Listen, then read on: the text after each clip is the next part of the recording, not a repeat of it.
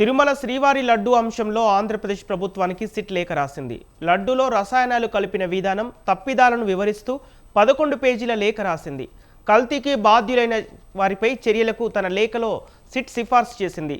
చెవిరెడ్డి భాస్కర్ రెడ్డి, భూమన కరుణాకర్ రెడ్డి పాత్రలను ఆ లేఖలో సిట్ ప్రస్తావించింది. టెండర్లు, నెయ్యి సరఫరాలో ఉల్లంఘనలను లేఖలో వివరించింది. 2020లో అధ్యయనం, శాస్త్రీయత లేకుండా టెండర్ రూల్స్ మార్చినట్లు సిట్ తెలిపింది. అర్హత లేని కంపెనీలు టెండర్లలో పాల్గొన్నాయని పేర్కొంది. 2020-23లో అర్హత లేని కంపెనీలే నెయ్యి సరఫరా చేశాయని సిట్ నిర్ధారించింది. అర్హత లేని డైరీల నుంచి కల్తీ నెయ్యి కొనుగోలు చేసి శ్రీవారి భక్తుల మనోభావాలు దెబ్బతీసినట్లు లేఖలో సిట్ ప్రస్తావించింది.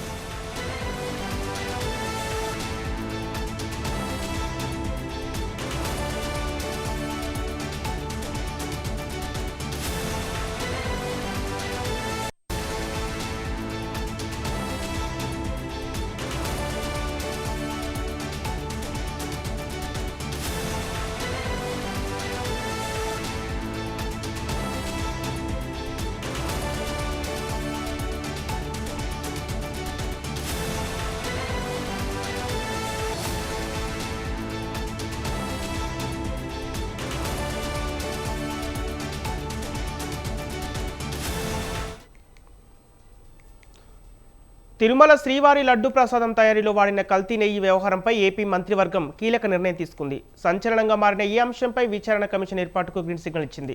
సిట్ నివేదికలోని లోపాలను సరిచేసి అసలు సూత్రధారులను కనుగొనేందుకు కమిషనర్ ఆఫ్ ఎంక్వైరీస్కు అప్పగించాలని కేబినెట్ నిర్ణయించింది. ఇక ఏపీ సచివాలయంలో చంద్రబాబు అధ్యక్షతన జరిగిన కేబినెట్ మీటింగ్లో కల్తీ నెయ్యి నివేదికపై చర్చ జరిగింది. ఈ అంశంపై మంత్రివర్గ భేటీలో సుదీర్ఘంగా చర్చించారు. ఇచ్చిన నివేదికను అధికారులు మంత్రులకు వివరించారు. విచారణలో వెలుగు చూసిన వాస్తవాలు ఛార్జిషీట్లో ఎందుకు మరుగున పడ్డాయనే విషయంపై లోతుగా చర్చ జరిపారు. అసలు సూత్రధారులను వెలికి తీసేందుకు ప్రత్యేక విచారణ కమిషన్ ఏర్పాటుకు ఆమోదం తెలిపింది. దోషులను వదిలే ప్రసక్తి లేదని మంత్రివర్గం స్పష్టం చేసింది. ఇక ఇదే అంశానికి సంబంధించి పూర్తి సమాచారం మా ప్రతినిధి అలీం అందిస్తారు. అలీం, చెప్పండి, తిరుమల శ్రీవారి లడ్డు అంశంలో ఏపీ ప్రభుత్వానికి సిట్ లేఖ రాసినట్టు తెలుస్తుంది. అయితే ఆ లేఖలో ఎలాంటి అంశాలు లేవనెత్తింది?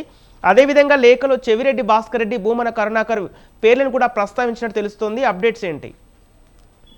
Thank you Sampath. ప్రస్తుతం ఆంధ్రప్రదేశ్ లోను అన్ని పార్టీలోను కలకలం రేపుతున్న తిరుమల లడ్డు కల్తీ విషయం మీద ఈరోజు కేబినెట్ లో 3 గంటల పాటు సుదీర్ఘంగా కూడాను ఈ అంశం మీద చర్చించారు. అడ్వకేట్ జనరల్ కూడా ఈ కార్యక్రమంలో కేబినెట్ భేటీలో కూడా పాల్గొన్నారు. అయితే ముఖ్యంగా ఎవరైతే వైఎల్ కేశవ్, అలాగే బీజేపీ మంత్రి సత్యకుమార్ యాదవ్ తో పాటు జనసేన తరఫున నాదేంద్ర మనోహర్ ముగ్గురు కూడాను ఈరోజు మీడియాతో మాట్లాడారు. కేబినెట్ అనంతరం వారందరూ కూడా చాలా సుదీర్ఘంగా ఈ అంశం మీద చర్చించిన వివరాలన్నిటి కూడాను మీడియాకు వెల్లడించారు. సిట్టులో జంతువుల కొవ్వు కలపలేదని చెప్పేసి సిబిఐ సిట్టు ఛార్జ్ షీట్ లో పొందుపరిచినట్లుగా కూడాను వైసీపీ ఒక దుష్ప్రచారం చేస్తుందని, కానీ కల్తీ అనేది జరిగినట్లుగా వారి మాటలు బట్టి తెలుస్తుందని చెప్పి కూడాను వైఎల్ కేసు చెప్పారు. అంతేకాకుండా దీని మీద ఒక విచారణ కమిటీ, అంటే సిట్టు సిబిఐ తర్వాత ఒక విచారణ కమిటీని కూడాను రాష్ట్ర ప్రభుత్వం ఏర్పాటు చేస్తున్నట్టు కూడా వాడు వెల్లడించారు. అంటే ఇది ఒక విధంగా రాష్ట్ర రాజకీయాల్లో కాదు, దేశ రాజకీయాల్లోనూ కొత్త కీలక పరిణామం అని చెప్పొచ్చు. సిబిఐ సిట్టు కలిసి సుప్రీంకోర్టు జోక్యంతో విచారణ జరిపిన తర్వాత దానికి సంబంధించి ఛార్జ్ షీట్ వచ్చిన తర్వాత కూడాను వీరు ఎవరైతే ప్రస్తుత అధికార పార్టీ ఒక ప్రత్యేక విచారణ కమిటీ అనేది కూడా వేయటం అనేది ప్రస్తుతం రాజకీయ వర్గాల్లో తీవ్ర చర్చలు కూడాను లేవదీసే అంశంగా కూడాను మనం చెప్పొచ్చు.